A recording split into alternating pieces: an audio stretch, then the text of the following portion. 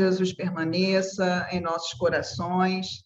Antes de abrir o PowerPoint, para a gente começar a reflexão sobre esse tema, eu gostaria de já logo fazer uma observação quanto a ele. O tema que foi passado para mim é a igualdade entre os gêneros à luz da doutrina espírita.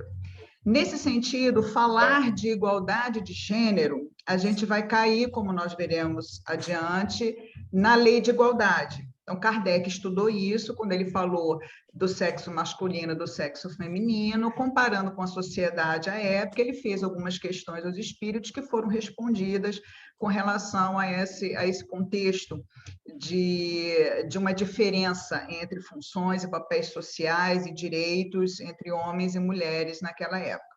Então, é diferente falar desse tema, que a gente vai discutir a igualdade entre os gêneros, que é a igualdade de direitos de homens e mulheres, e falar sobre identidade de gênero.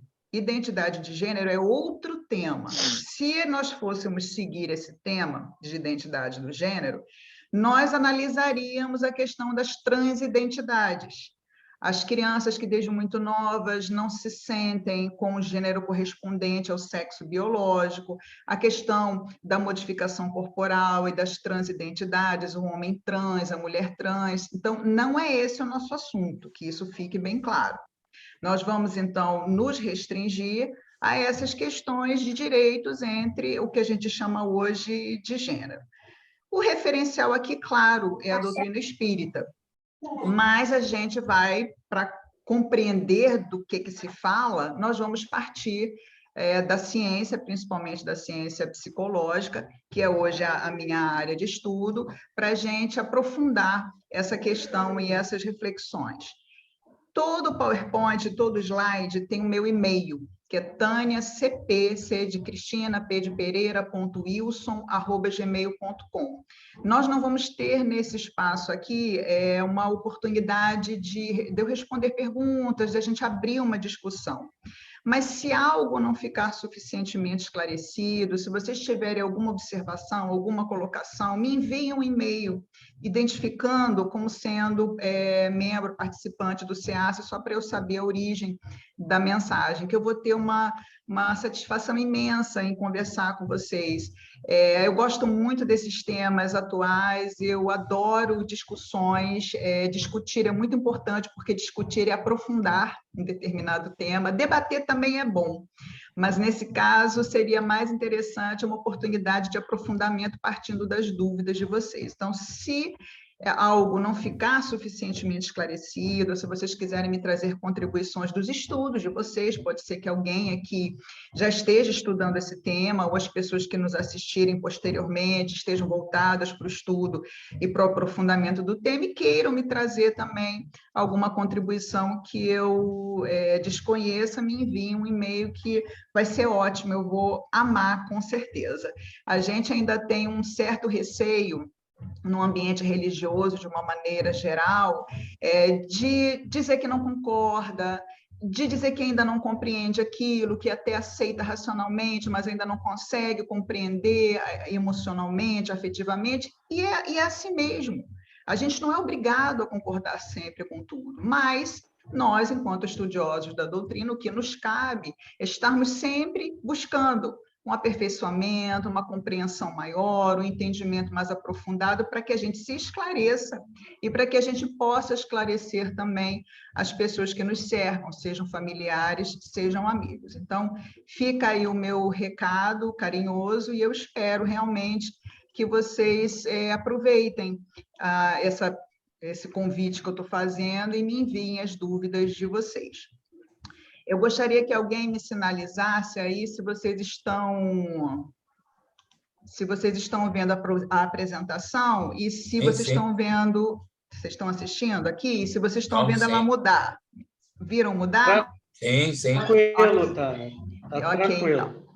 Então, vamos lá. Em relação a esses temas, que são temas mais difíceis, muitas vezes, de compreender, eu gosto sempre de trazer algumas advertências de Kardec, e vocês vão ver a importância de fazer isso também um pouquinho mais à frente. E que advertências são essas?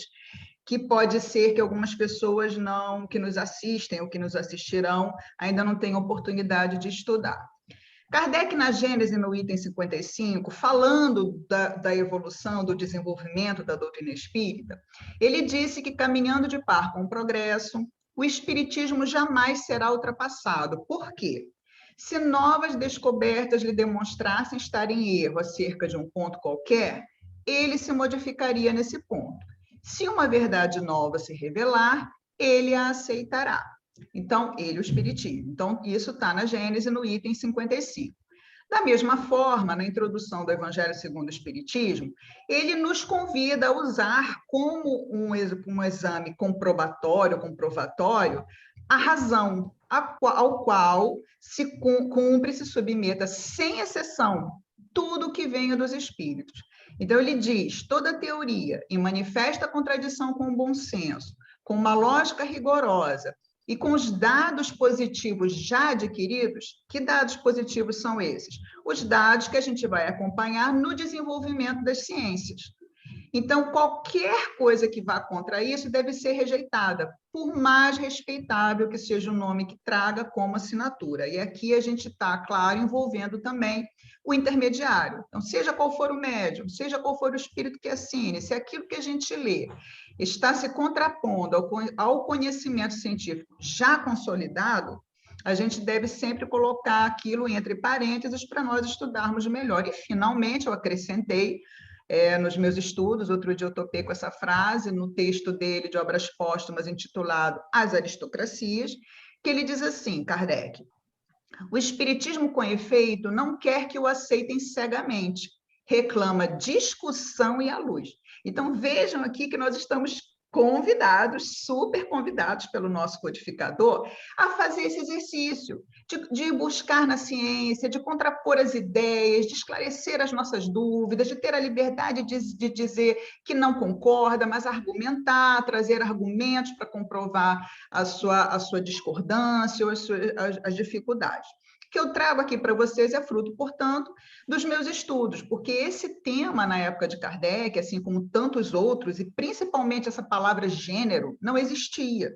Então, o que a gente faz aqui para trabalhar alguns temas? A gente busca na codificação aquilo que lance essa luz para nós nos aprofundarmos na discussão à luz, claro, dos postulados espíritas. E, nesse sentido, algum conhecimento, ele vai ser comprovado hoje, e outro a gente vai ter que colocar de lado, deixar de lado, como o próprio codificador nos conclama a fazer aqui.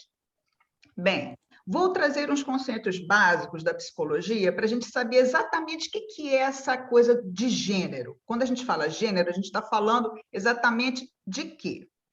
Então, o gênero, segundo a psicologia, envolve os aspectos psicológicos, comportamentais, sociais e culturais de ser do sexo masculino ou feminino.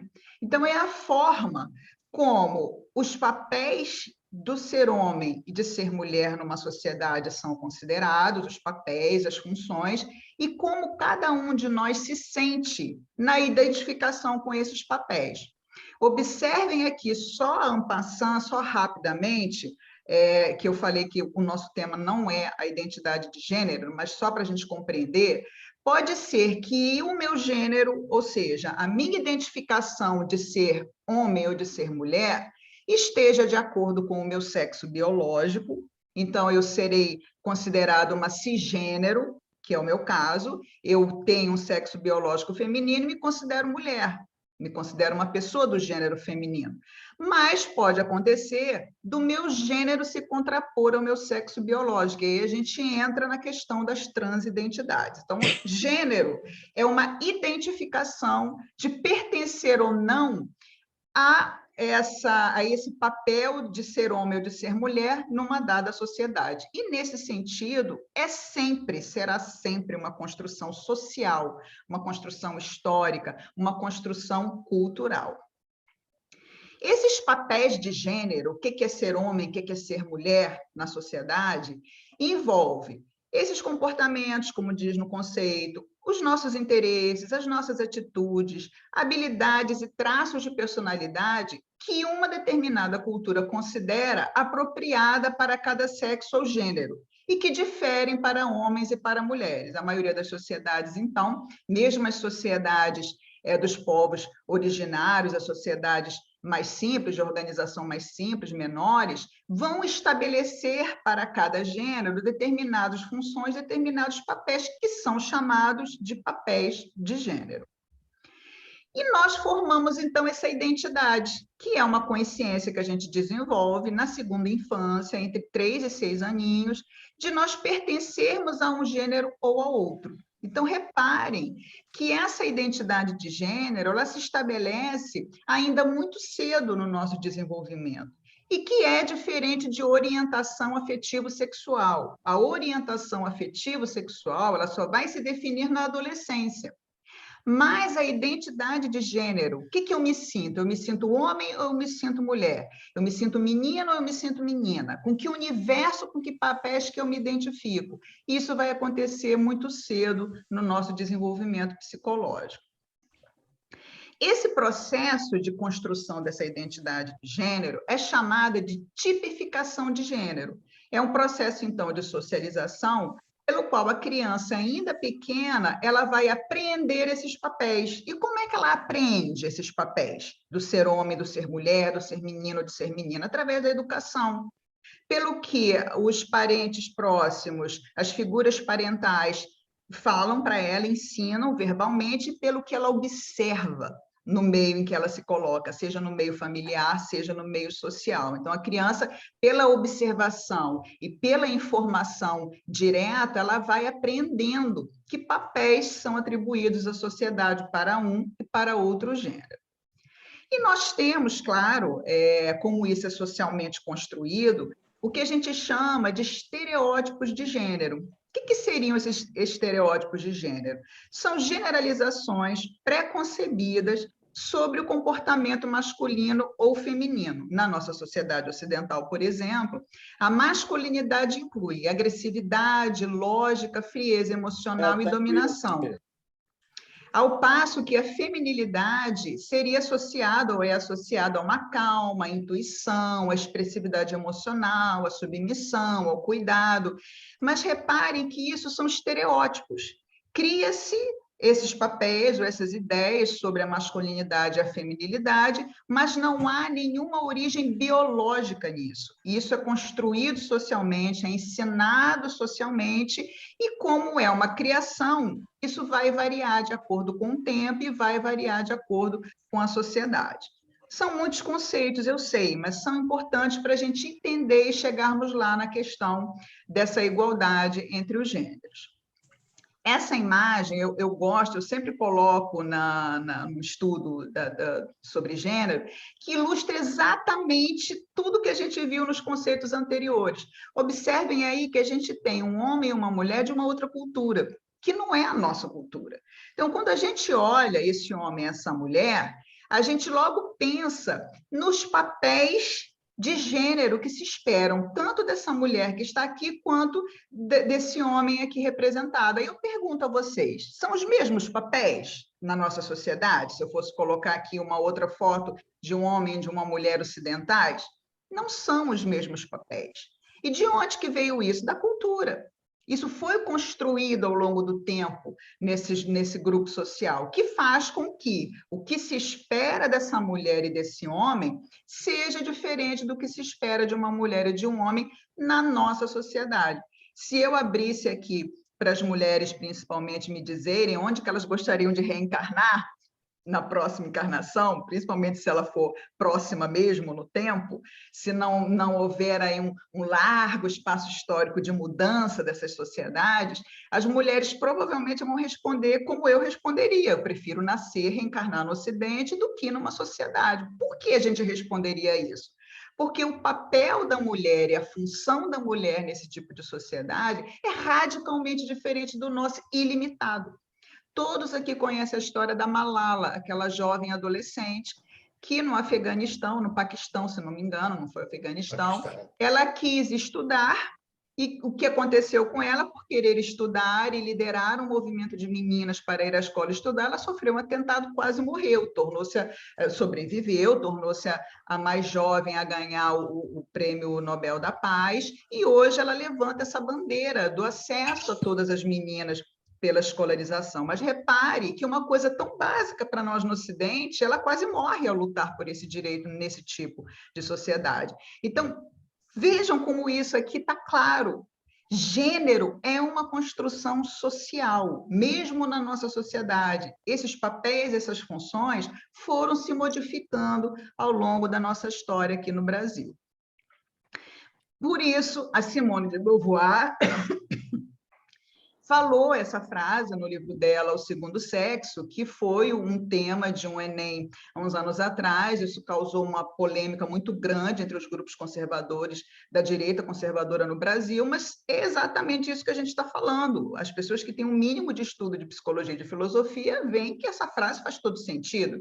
Ela diz assim: não se nasce mulher, torna-se mulher. E é exatamente por isso, porque o tornar-se mulher é a tipificação desses papéis de gênero que a gente sofre, cada um, na sociedade a que pertence. Então, não há nada que seja dado, tem que ser assim porque está na natureza. Não, nada está na natureza quando se fala de gênero, e sim na sociedade e nesse processo de socialização.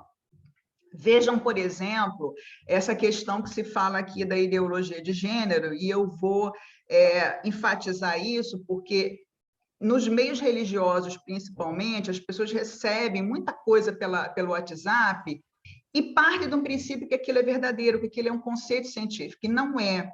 Ideologia de gênero foi uma expressão que ganhou um espaço em alguns grupos sociais, principalmente dentro de grupos religiosos. Há líderes no movimento espírita que chegaram a usar ou usam esse tipo de expressão, só que isso não existe. Essa expressão, ideologia de gênero, ela é uma expressão que foi cunhada por grupos que principalmente se opõem às transidentidades para desqualificar a questão de gênero, como se isso fosse uma ideia falsa, como se isso fosse uma construção que não corresponde a um processo legítimo, a um processo verdadeiro. Então, é errado a gente usar essa expressão ideologia de gênero. Isso não existe. O que a gente usa? Estudos de gênero ou questões de gênero. E nesse sentido, gente, os estudos de gênero ou as questões de gênero, elas são estudadas e pesquisadas por todas essas ciências aqui e até por outras que eu possa ter esquecido de colocar. A psicologia vai estudar, como eu mostrei os conceitos para vocês, isso no desenvolvimento infantil. A pedagogia vai estudar como é que isso se dá no processo educativo. A sociologia se debruça nas questões sociais dos gêneros. A antropologia cultural, como que isso se dá ao longo da história cultural humana. Os historiadores se debruçam sobre esse tema. As pessoas que estudam o direito também, já que a gente está falando aqui da questão da igualdade, de direitos, de deveres, é um ramo dentro do direito. Então, reparem que há ciências que estudam sobre isso. Quando a gente fala que ideologia de gênero é uma expressão que não existe, é uma expressão enviesada, que foi criada por grupos para desqualificar essas ideias, isso não sou eu que digo, são as ciências que estudam esse tema, que apontam para esse equívoco, para esse erro. Então, é muito importante que a gente estude e que a gente recorra às fontes científicas quando a gente receber alguma coisa pelo WhatsApp que a gente não tem muita certeza ou não sabe o que é aquilo. Em vez de partir do princípio que aquilo é verdadeiro, porque fulano falou, Beltrano falou, o espírito assinou, vamos fazer como diz Kardec, vamos buscar a ciência, vamos ver o desenvolvimento desse estudo, para saber exatamente se isso é correto ou não. Então, é muito importante a gente não usar mais essa coisa de ideologia de gênero, que isso não é ciência. Aqui um exemplo, né? Quer dizer, quais seriam as funções do homem e da mulher na família numa visão conservadora, numa visão tradicionalmente, historicamente mais antiga, que vem mudando, mas que ainda existe, por exemplo, no Brasil. Vejam se vocês concordam com isso. A mulher, o que é esperado da função da mulher na família? que ela tenha filhos e cuide deles, que ela vá às reuniões do colégio, que ela leve as crianças ao médico, que ela cozinhe, que ela limpe a casa, que ela lave e passe roupa, que ela faça mercado e sacolão, que ela cuide dos idosos da família, que ela se responsabilize pelos animais de estimação, de levar ao veterinário, de comprar a ração desse animal, de cuidar desse animal, e que ela também, além disso tudo, trabalhe fora ou dentro de casa, mas ainda visto muitas vezes como uma complementação da renda. Isso ainda é, numa visão conservadora, ao papel de gênero ou os papéis de gênero esperados para o gênero feminino. E para o homem espera-se isso, que ele trabalhe fora, porque ele vai ser o provedor, é dele que vai vir, que viria a principal contribuição financeira, que ele tenha filhos e leve os filhos para passear, que leve o cachorrinho, eventualmente, para fazer as suas necessidades ali na rua, e que providencie a revisão e limpeza do carro, caso a família tenha carro. Então, vejam a discrepância, a diferença entre o que se espera numa abordagem conservadora de homens e mulheres, e em que medida vocês ainda hoje, que estão nos assistindo nesse momento, ou nos assistirão posteriormente, onde que vocês se encaixam aí, se é que se encaixam, principalmente as pessoas mais velhas? Quer dizer, uma pessoa da minha idade, eu fiz 58 anos no mês passado, uma pessoa de 58 anos pegou uma tipificação de gênero, uma formação de gênero totalmente conservadora e tradicional. Eu fui educada assim. Eu tenho irmãos homens, mas a gente que tinha que fazer as coisas, os irmãos homens não tinham que fazer. As mulheres era exigido que elas fizessem, os meninos iam jogar bola, assistir televisão, ler história em quadrinho, e a gente que tinha que ajudar as mães nessas tarefas de casa, ainda que todo mundo só estudasse num determinado momento. Então, reparem que muitos de nós fomos criados dentro de uma tipificação de gênero, de papéis de gênero, numa visão, numa abordagem, que é essa que é conservadora, porque, reparem, que é construção, ninguém vem com chip, nem presente nem faltante de funções ou de atribuições, isso é ensinado, isso é estabelecido.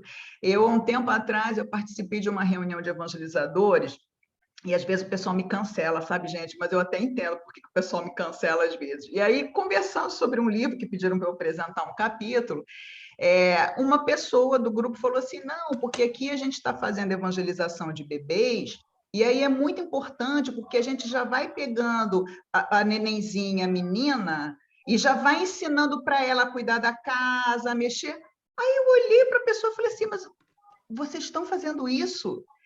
Isso é um estereótipo de gênero. Por que só os bebês já estão aprendendo desde bebês a cuidar de bebês, a cuidar de casa? Os meninos não? Os bebês meninos?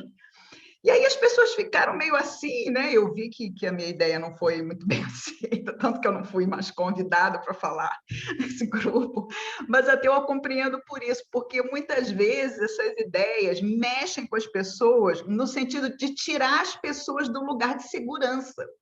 Porque, vejam, a gente chama de zona de conforto, mas muitas vezes essa zona não é confortável, não é legal. Eu, sendo uma menina muito próxima de idade dos meus irmãos homens, eu fazer mais do que eles dentro de casa, se todos se beneficiam do trabalho da casa, qual a lógica e qual a fundamentação em termos de direito e dever disso? É simplesmente cultural. Percebo, então, que é uma visão conservadora. Conceituando o tema. Então, o tema, igualdade de gênero à luz da doutrina espírita. Vamos ver, então, igualdade. O que é igualdade? É um princípio segundo o qual todas as pessoas são submetidas à lei e gozam dos mesmos direitos e obrigações. Então, isso é igualdade. Gênero, nós já vimos, eu recortei e trouxe para cá. Envolve os aspectos psicológicos, comportamentais, históricos, sociais e culturais, de ser do sexo masculino ou feminino.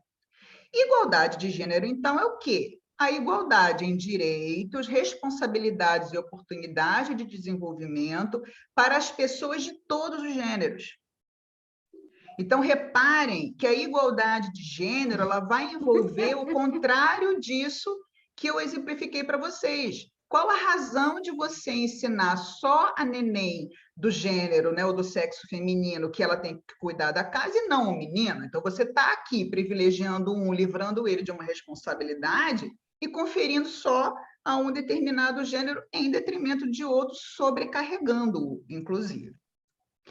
E, claro, à luz da doutrina espírita. Então, vamos ver o que a gente pode pegar de Allan Kardec, da codificação, para a gente entender melhor essa questão da igualdade de direitos entre os gêneros, à luz da doutrina espírita. Kardec estudou isso, como eu pontuei lá atrás, quando ele fala da questão dos direitos do homem e da mulher.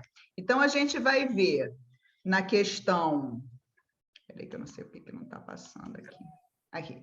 A gente vai ver na terceira parte do Livro dos Espíritos, quando Kardec fala da lei de igualdade, na questão 817, Kardec pergunta se homens e mulheres são iguais perante Deus, se há alguma diferença. E aí os espíritos respondem que são iguais em direito perante Deus, que outorgou a ambos a faculdade de progredir.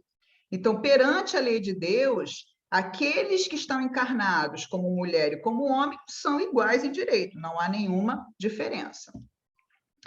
Na questão 818, Kardec questiona de onde vem, então, essa ideia de que a mulher é inferior ao homem? Os espíritos respondem que a origem da inferioridade moral da mulher em certos países é o predomínio injusto e cruel que sobre ela assumiu o homem. É o resultado das instituições sociais e do abuso da força sobre a fraqueza. Vejam, gente, como que isso, para a época, foi assim, algo de um pioneirismo imenso, essa colocação que foi feita aqui. Quer dizer, é um predomínio injusto e cruel. A gente chama isso de patriarcado. Essa ênfase na figura masculina, essa ênfase na heterossexualidade, essa ênfase nos valores associados ao masculino, ao longo de determinadas sociedades, como a nossa sociedade ocidental, fez com que esse grupo social masculino tivesse um predomínio injusto, cruel, sobre um outro grupo, um outro gênero, que é o gênero feminino. Isso está no Livro dos Espíritos desde o século XIX, quando ainda a mulher ainda era considerada inferior na maioria das sociedades, quando ainda a mulher nem sequer podia votar na Europa, se não me engano, praticamente nenhum país, isso só veio no início do século XX.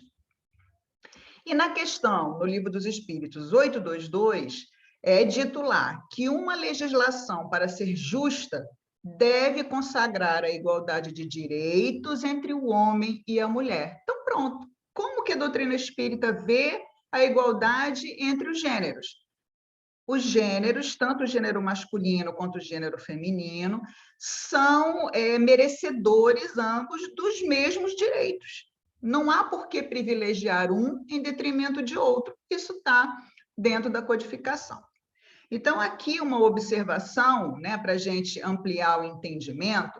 No Livro dos Espíritos, nessa questão 822A, há a seguinte observação, o seguinte trechinho. A lei humana, para ser equitativa, deve consagrar a igualdade dos direitos do homem e da mulher. Todo privilégio concedido a um ou a outro é contrária à justiça. A emancipação da mulher acompanha o progresso da civilização. Sua escravização marcha de par com a barbaria. Os sexos, além disso, só existem na organização física. Então, eu vou primeiro lançar uma luz naquela palavrinha que está ali em vermelho. Quando os espíritos falam em direitos, será que todos nós entendemos que direitos são esses exatamente? O que a gente merece enquanto homem, enquanto mulher? Que direitos são esses? Então, vai aqui um desdobramento. Pode até ter mais, que eu tenho esquecido de colocar aqui. Se eu esqueci, depois, por favor, por e-mail, me apontem.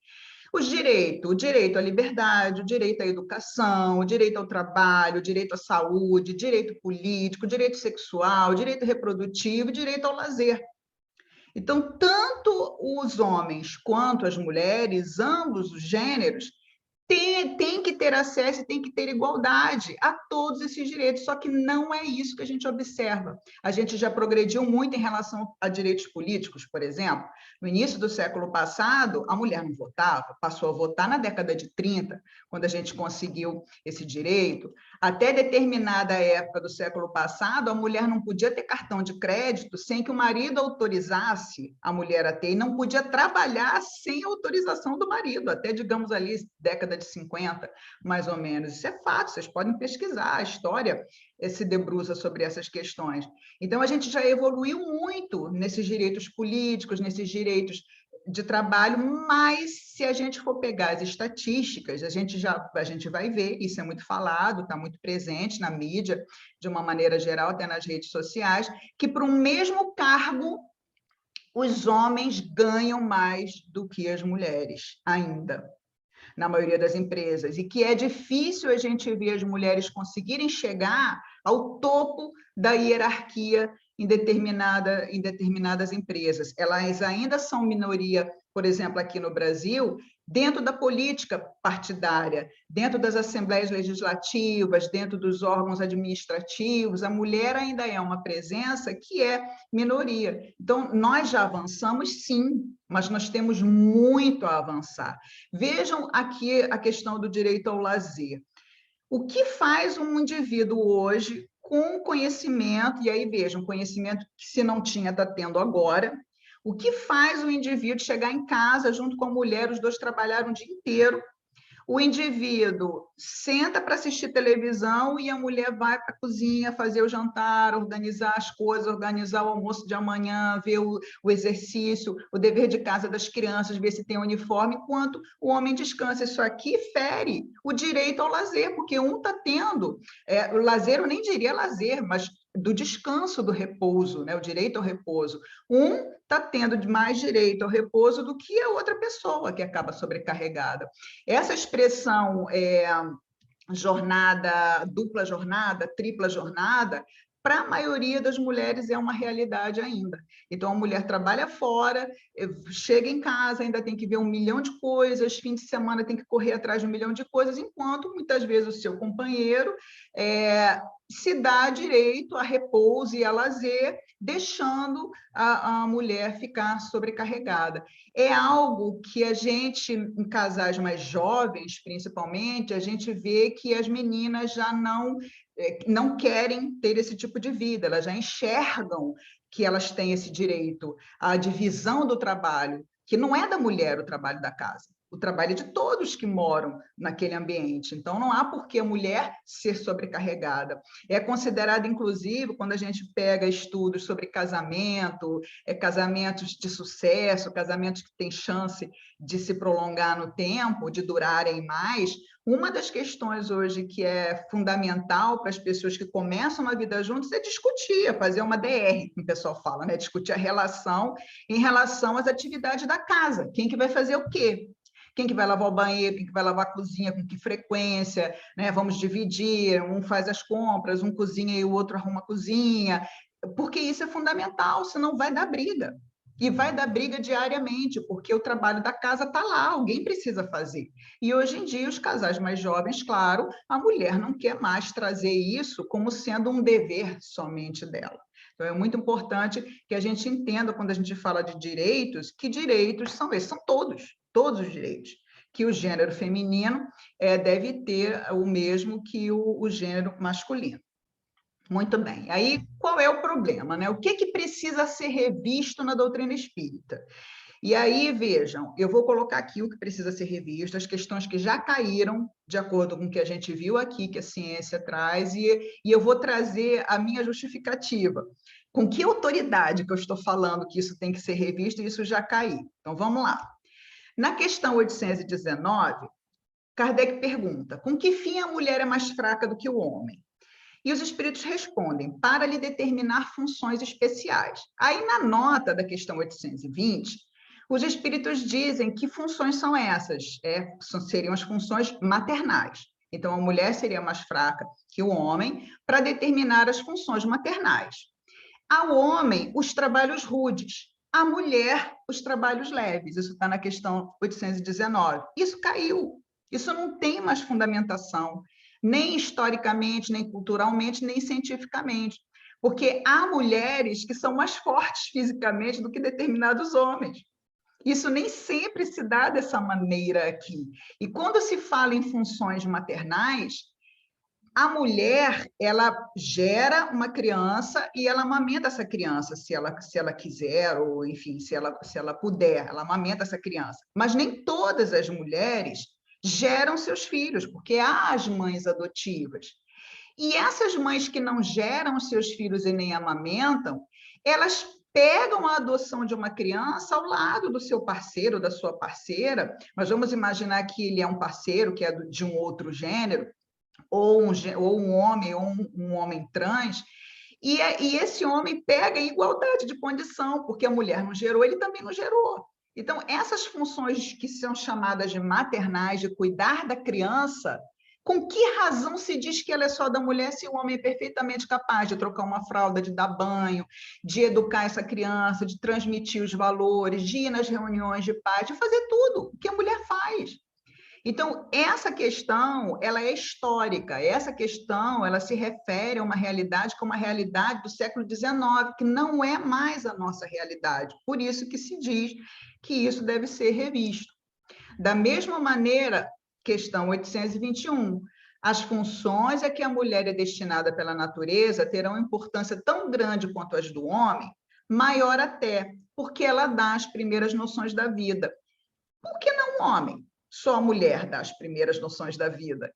Então, vejam que algumas colocações que são feitas aqui, a gente sabe que Kardec selecionou as respostas que ele recebia dos médiuns, ele selecionou em função da universalidade, da concordância entre essas respostas, não sei exatamente quantas ele recebia, como que ele comparava isso, mas claro que ele teve um papel ativo. Que papel ativo que ele teve? Ele escolhia aquelas que para ele pareciam mais racionais e que para ele faziam mais sentido no conjunto da obra, no conjunto dos princípios.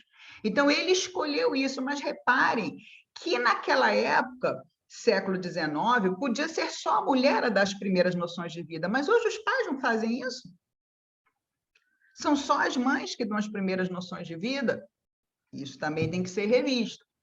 Na 822A, preciso essa então, gente, nossa, essa aqui dá uma coisa assim dentro da gente, eu tenho certeza que as mulheres, quem é do gênero feminino também vai sentir a mesma coisa, porque é dito assim, preciso que cada um esteja no lugar que lhe compete, ocupe-se do exterior o homem e do interior a mulher, cada um de acordo com a sua aptidão. Claro que isso hoje, ninguém vai para uma tribuna espírita defender isso como sendo uma ideia representativa da igualdade de direitos entre os gêneros. Ocupe-se do exterior e do interior, isso era também naquela época, no século XIX.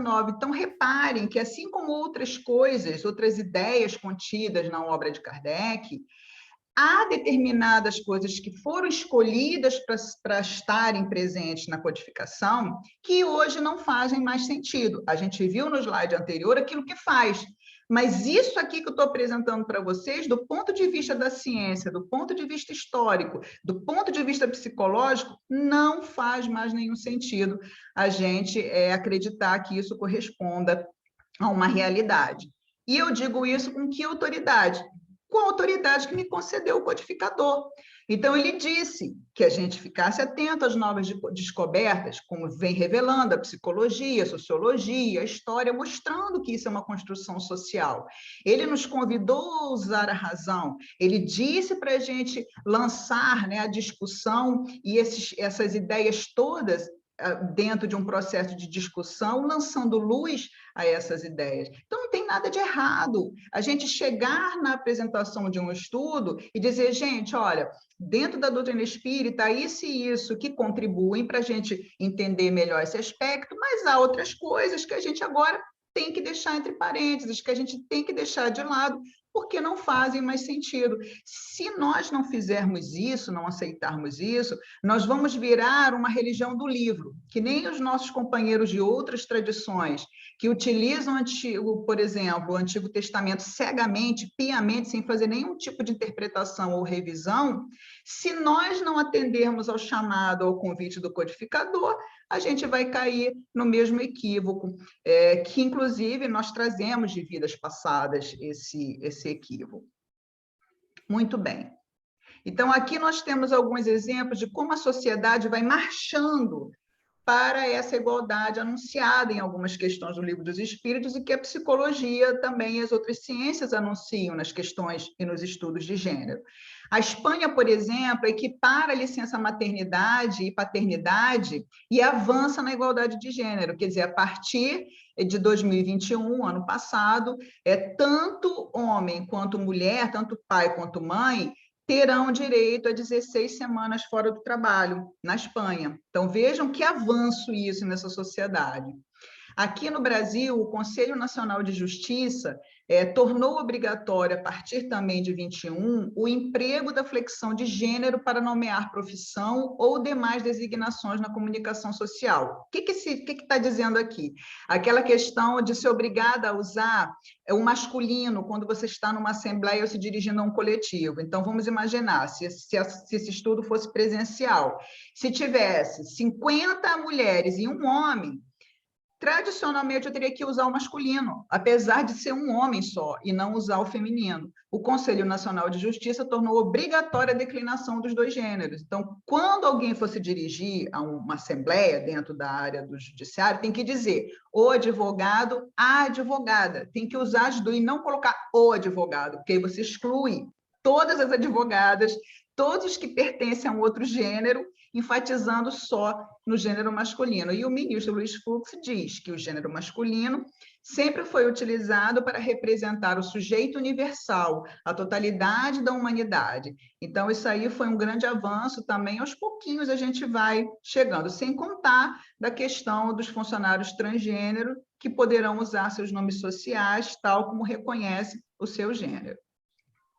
Aqui também uma outra coisa que a gente costuma, os pais principalmente, né, costumam ficar um pouco mexidos com isso, e quando a fadinha ganhou os campeonatos de skate, isso foi muito colocado, né, passando para lembrar que não existem brinquedos de menina e brinquedos de menina, porque a gente faz isso também, a gente reforça esses estereótipos de gênero, dizendo que as meninas não podem participar nem brincar com algumas coisas e os meninos também não. Então, quando a gente leva a criança pequena numa loja de brinquedo e a menina quer ir para o setor, que é dividido até por cor, né? Brinquedo de menino azul, brinquedo de menina rosa. Os pais costumam dizer, não, essa parte não é sua, essa parte é para menino. A sua parte é essa aqui. Aí, quando a menina vai para lá, só tem coisas que, em termos de estereótipos, são atribuídos ao gênero feminino. Também aqui eu quero lembrar a polêmica que envolveu a Sandy, aquela cantora sertaneja, que ela botou um vídeo do filho dela brincando com uma Barbie, com uma boneca. E ela foi muito criticada pelas pessoas conservadoras, dizendo que era um absurdo ela estar deixando o filho dela brincar com boneca. Mas absurdo por quê? Brinquedo não tem gênero. E aí reparem que ela respondeu lindamente, ela disse que não tinha problema nenhum, que as pessoas ficavam dizendo que o filho dela ia se tornar homossexual, e aí ela falou que é lógico que ninguém vira homossexual por brincar com esse ou aquele brinquedo, mas que ainda o filho dela um dia manifestasse uma orientação afetivo-sexual homossexual, que para ela não seria problema nenhum, porque ela não tem preconceito. Então, a gente repara também que as mães mais novas, elas se empoderaram nessa questão, de alguma forma. Aqui eu trago, então, de Viana de Carvalho, eu não vou ler tudo, que o meu tempo já está aí passando um pouquinho, mas está no livro Atualidade do Pensamento Espírita, na questão 12, que ele responde, e que ele diz que quando os resquícios do comportamento machista cederem lugar aos direitos de igualdade entre homens e mulheres, os primeiros terão idênticos deveres na construção da família e na orientação dos filhos. Então, ele vai dizendo no restante do texto isso, que não tem razão nessa separação, a mulher faz isso e o homem faz aquilo, porque não pode dar banho, não pode trocar fralda. Isso é arbitrário, né? Isso pode ser modificado. Da mesma forma que Joana de Ângeles, no Encontro com a Paz e a Saúde, ela também lembra lá no capítulo 4, que a igualdade dos direitos para ambos os sexos significa um progresso moral e social da humanidade, que lentamente deixa as condutas primitivas para ascender na escala do progresso. que é o que a gente viu naqueles exemplos da Espanha, no exemplo da decisão lá do judiciário. E, finalmente, fica a pergunta para todos nós que aqui estamos. E agora, José, e como esse é um estudo de gênero, eu peço licença a Carlos Drummond de Andrade e acrescento. E agora, Maria, o que fazer com isso tudo? Qual é o nosso papel diante dessa realidade?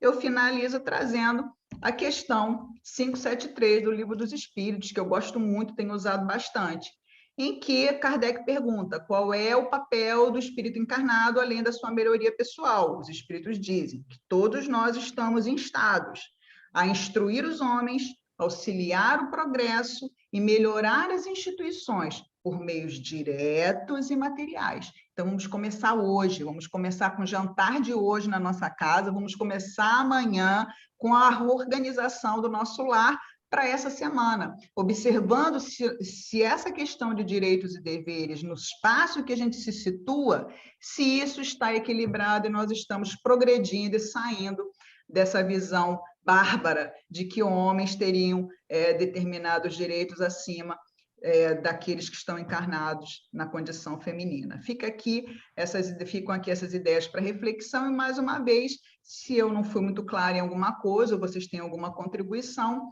entre em contato comigo que eu vou ter uma alegria imensa em conversar com vocês. Que a paz de Jesus permaneça conosco. Obrigado.